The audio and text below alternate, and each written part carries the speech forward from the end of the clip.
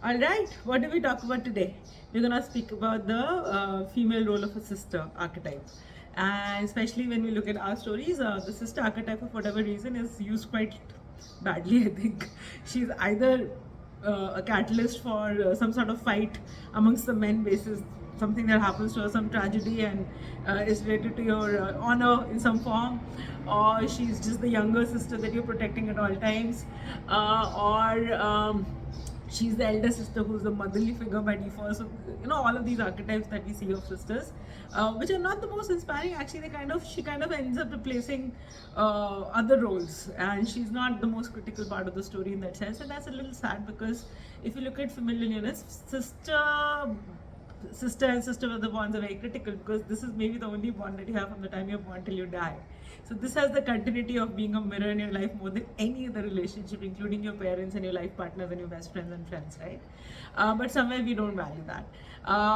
So if you look at in real life, what happens is, if you're an elder sister, and as by virtue of being the first child in the family, you'll end up breaking just about every rule of the family and the generation. If the elder sister is strong, then that kind of puts in that blueprint into the next generation. You'll have a strong next generation, because you'll have the strength that the elder child gives on to the other children in the family, and by default it becomes like a shift if the elder sister is stronger. If it is the younger child who's strong, then she will end up learning from the mistakes, all the mistakes that the older people have done. It kind of is really good in being practical and a little political. They're really good at kind of doing right by everybody. She will make sure that she makes less mistakes, because she learns from other people's mistakes and she's wise.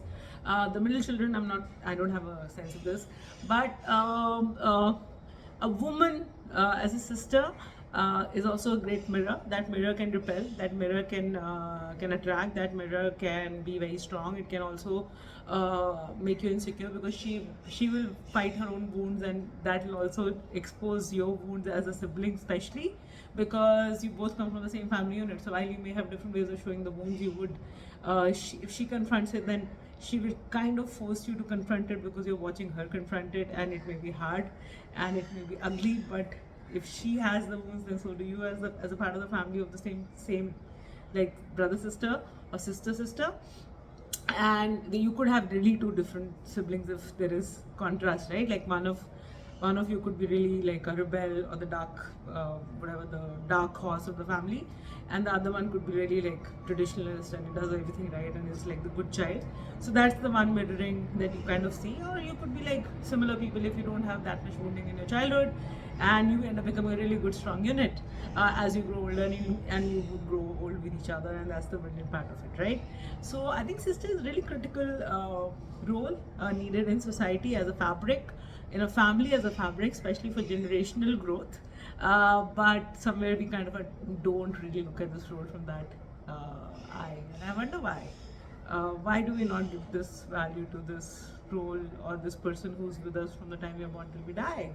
Which other relationship has this status? I really want to understand.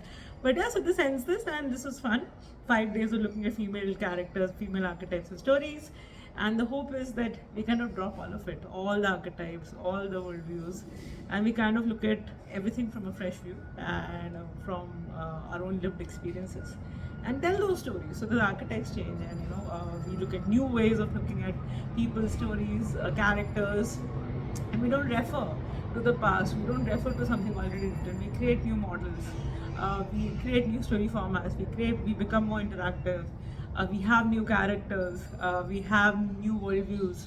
That's the hope, and I would love to hear similar stuff from other people. And I keep looking for these new storytellers all the time, and they're my favorite people. And of course, they're uncomfortable to be with. They question everything that you believe in, but it's okay.